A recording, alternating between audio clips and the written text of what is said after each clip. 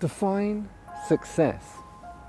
Angela Benton, founder of New Me, who's raised over 300 million in venture capital, says you've got to hustle, you've got to crush it, you've got to grind. Any word you can imagine that means work really hard every single day, and then success will come to you. Lisa Stone, founder of Blog Her, with over 100 million subscribers, says you've got to erase negativity from your mind. It will only prevent you from getting where you want to be. Melissa Keeling, founder of Packet Personal Coolers, who's generated over 14 million every single year, says you've got to find inspiration in every single thing you do. Become resourceful and not a victim of your circumstance. Now, you might not know who these three wonderful women are. All three have something cool in common. All three time poor. All three had the odds stacked against them. All three faced adversity, and all three single mums. Now really, when we boil it down, success is how we deal with that adversity in the step-by-step of becoming the best version of ourselves. Now, of course, we cannot have success, we cannot have money as the only barometer for success. It cannot be the only gauge, it cannot be the only measure, because we all know lots of people that have loads of money yet are not happy, so that cannot be success. We all know lots of people that have no money and are very happy. So again, let's boil it down.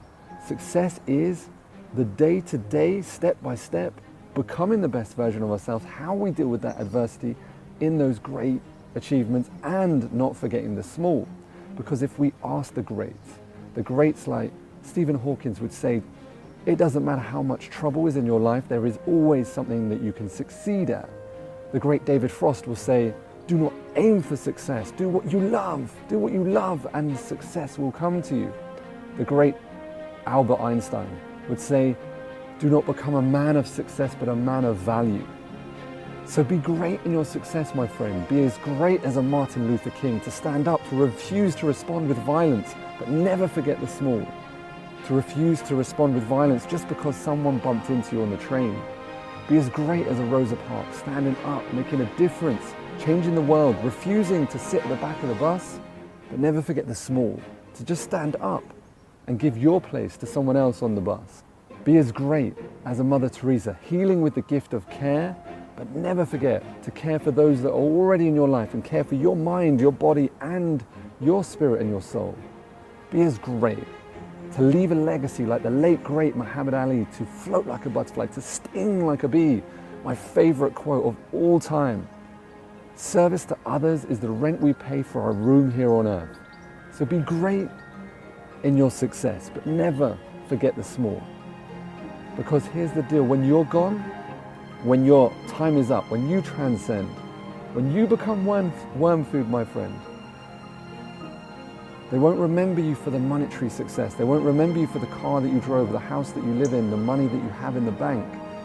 They will remember for how you made them feel, what sort of person you were, what sort of father, daughter, sister, whatever person that you were, that's what they'll remember you for. How you made them feel, the legacy that you leave, whether you touched their soul, whether you touched their spirit, whether you touched their heart, and whether you left them better than when you found them. Now that, my friend, I believe is the true gauge to success. And that could be something to think about.